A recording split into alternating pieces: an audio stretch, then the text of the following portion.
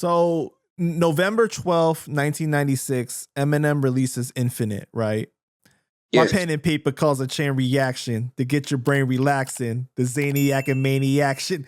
Brainiac and Faxon. Yo, this shit is crazy, bro. It's ridiculous, right? The oh my God, man. That album was amazing, but it was heavily criticized because people were saying that he sounded too much like Nas and AZ and Illmatic and Right. yada yada, right? You know what I mean? Mr. Porter, he produced the whole thing, and I think he said in the past that Proof programmed the drums. He probably, yeah, Proof was a music, because Proof was very, like, when he was, like, we started about, he was an assistant at the fucking mecca of hip hop record studios. Proof knew how to record and all of that, so he learned that from Mo Master. Yeah, but man, okay, so that's the problem right there. You just asked it. Okay, remember Infinite, what you just said. I remember I wasn't promoting him at the time. I promoted when he was on Interscope, the first album. I mean, his debut album. I was already at one of my clients was Interscope, so he came to territory to promoting the Slim Shady LP. Now, one of my other partners was promoting the the Infinite record, and when he would go to radio would be like, well, okay, we're gonna do an interview with you, but what you want me to play? You think about that when you say, like, for instance, you a radio DJ, you got a show on the radio. You thinking like, okay, which one of these records I'm gonna play? That's where I'm talking about, where records. You need something to sell the album. Yes, exactly. Now, mind you, and Proof, they were like, man, them guys were like so fucking talented. It just like, what was going to be the song? What was going to be they weren't really making songs, you know? You got to remember, first impressions are everything. You never get another first impression. So like, what is that first song that somebody's going to hear from you is very important. Yeah, because I mean, like, and I know this is, once again, how can I say this? And I'm only 22, but but you remember, now this even before your time, but you remember when Nothing But a G Thing came. When we heard that record, it was like, that was it. It was like, who is that guy? Who is, man, it was like, it was out of here. When you heard Nothing But a G Thing, it was like Nothing But a G Thing. We knew it was gone, We knew it was out of here. You're talking about like those songs that you hear that's an undeniable hit, like the first time that you hear it. Saying, yeah. Right. And I'm just saying, with Infinite, it wasn't nothing on there like Infinite. Infinite, it wasn't nothing like it nothing was but not commercial, right? But like, it's for like those real hip hop fans that love the multi-syllable rapping and like the, those type of styles and stuff like that, right? Like, those are the ones that are going to appreciate it. But it's not like when you first heard My Name Is, you already knew like, okay, like this combination of the drums and the way that he's rapping and this, cadence and everything, it's a hit. You know what I mean? Like, it's not like that. Yeah, because like, man, when you heard, like, I got to admit, I knew about Nas from The Source and from, he did that song with Main Source Live at the Barbecue. But I remember driving one day, and it ain't hard to tell because, he used the Human Nature's sample from Michael Jackson. And when I heard, I was like, who the fuck is this? That was the first, and I'm like, wait a minute. This is crazy. I'm like, that's Nas? Man, I was like, that kid is about to go. That kid is about to go, man. And I say kid because Nas is older than me, but I'm just saying, I was like, that shit is about to be. He's about to get somewhere. Yeah, so Infinite was like, what, he sold like 1,000 copies or something like that out of the trunk of his car, pretty much. Yeah. Right. And why did Proof not rap on that album? Man, it was so crazy. Now, I'm not trying to get into other people's business, but M was in a horrible record deal. with the Bass Brothers. Oh, don't. Oh, I was gonna ask you this later on. No, wait a minute. I no, let me take that.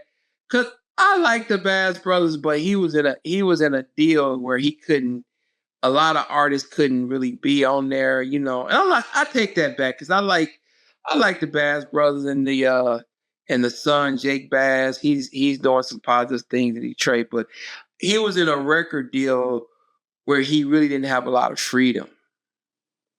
That's what I was. But IQ, he appeared on like 3 tracks on the album, right?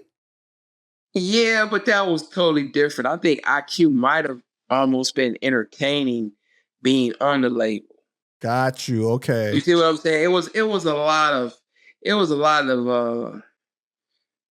minutia in that whole, it was deep, man. You know what I mean? Yeah, because the album was released through Web Entertainment, which was Web Entertainment. That was the Bass Brothers, and Web Entertainment is like, that's Web. And they were the executive producers of the album too. Yep. Right. Whatever happened to IQ? IQ disappeared and disbanded. I heard that he moved down south and he had some rough years. Yeah, IQ really, man. And it's deep, man. I should know more about IQ because we were part of a fraternity. But it's just, man, the stars just didn't align. I don't want to sound like I'm corny because, a lot of guys who was there day one. It just didn't work. The whole thing just didn't work out for them. Or it was maybe some internal issues. And then, people be like, I'm not fucking with him. Or, it just didn't work out, man. I hate that, man. Because was he supposed to be in D12 too? Well, he was in D12 for a minute, but right. it changed so much, man. It just, and then it was like all of them mind you, all of them are artists, and all of them are individual artists. Well, except for the Brigade, that was Mr. Porter and Conniver. But all of the artists on D12 was all individual artists. So they had like their separate groups and different things too, right? Everyone had like their own situations already. It was like the Marvel. What is that? The Avengers. Marvel? Yeah, the Avengers. Yeah. Right. But what was M's reaction to the feedback of Infinite? Was he disappointed that it didn't do what he thought it was going to do? Yeah, it was, man, and and I don't know if I'm speaking out of turn on this, but it's been said before, but I was there when this happened. M was so because M was like, man, which he should be. He was like, I'm talented as fuck. Nobody can really, I got the lyrics. I'm a hip hop guy. I respect the hip hop. Why isn't more people accepting me? And he got so frustrated, and this has been said before, that he said, look, if the Slim Shady EP don't do it, I'm retiring. Right. And that was all in the streets. I don't know. He said that. He was like, man, I'm just giving it one last go. I'm turning it into an alter ego. I'm using the Slim Shady, and I'm gonna be a little bit more risque. As this don't work, I'm done. What do you know? After making $4 billion, I mean, I'm just like, but no, what do you know? Being the most recognized hip hop star, he did have to retire. But he was, a lot of them guys, to be honest with you, I'm being honest with you all the time, but PANDA, a lot of the guys was frustrated. Can you imagine if 5-year-old guys, like say like you guys wanted to start like a restaurant, and you guys been grinding for 10 years, and the restaurant is it's doing its thing, but it ain't like mind blowing.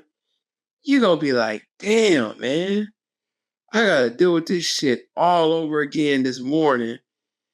And you guys, you might, instead of coming into work at 8 a.m., you might go in there at 10 o'clock. Your other partner, he might say, man, fuck it, I gotta find a new job, and I could come in there at 2 o'clock.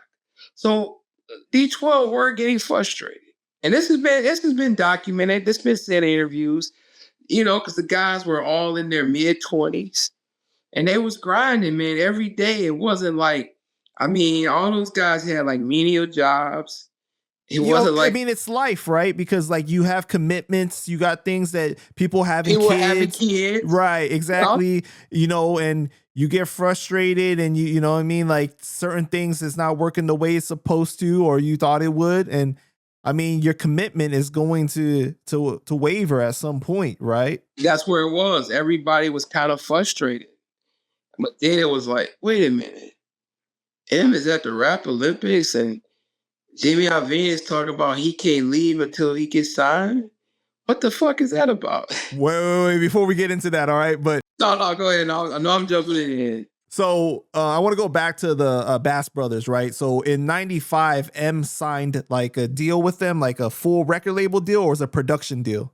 I think it was a record label deal. Okay, you know, it was like they had the rights to whatever deal M did. He was with them for 10 albums. Like it was like, well, that a good lawyer. They had a tight lawyer. They had a very good lawyer. Because they said that like the last project was Marshall Mathers LP2. Like, I mean, like, damn, like how many albums they were still making money off of. Good record deal.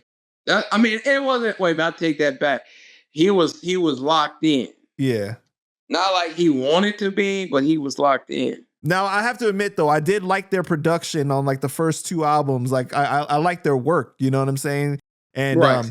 I think that M has said before that they kind of helped him learn how to produce early on. Like he would like hum melodies and then like they would like recreate it because they were more into rock music, right? Yeah, like they were like session players with the Funkadelics in Parliament. Yeah, Mark and Jeff are like, I would say world renowned. They are like very talented musicians. You know, I've been in the studio with them, and they are like great musicians. Like you could, you know, they just messing around. They could play like a Rolling Stones out. You know, they're very great musicians. You know, so that's what, you know. So when you talk about production and stuff, those are very talented guys in the field of music. So when M signed that deal with them, he didn't have like a lawyer review it or anything, or like you weren't there? Come on. I mean, like no, man. It was like, man, M always say this, you know, once again, it's like he says 50% of something is better than 100% of nothing. So, like I told you, he was on the grind, he had a baby, and he was like, hey, I gotta do this. So anybody that would give him opportunity, he would take it. He would seize the moment. Yeah. It's a tough place to be in, bro. You know what I mean? Like a tough position where you have to make a choice that may not be the best choice, but it's like the main choice that you got at the time, the main opportunity. Right. You know, for sure. But what is they still have a good relationship though?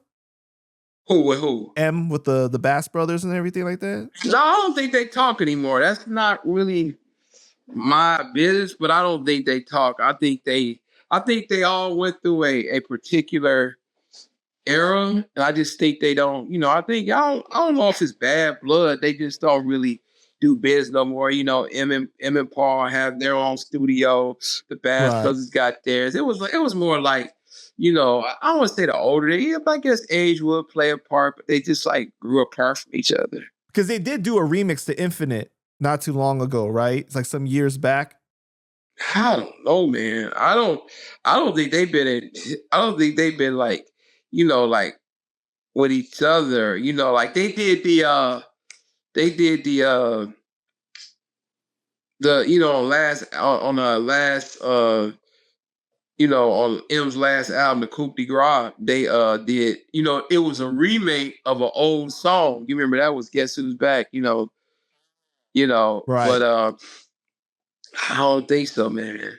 You know, but you know, it's like, you know, everybody was successful, and it was a time. You know, I don't think they like, you know, hanging out, getting beers, and hanging out. Well, definitely not getting beers because Emma. But sure.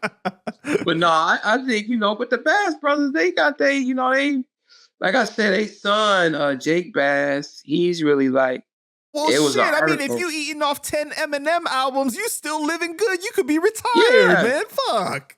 I don't think they're gonna be on. I don't think they're gonna be on welfare anytime. Yeah, shit. Anytime soon.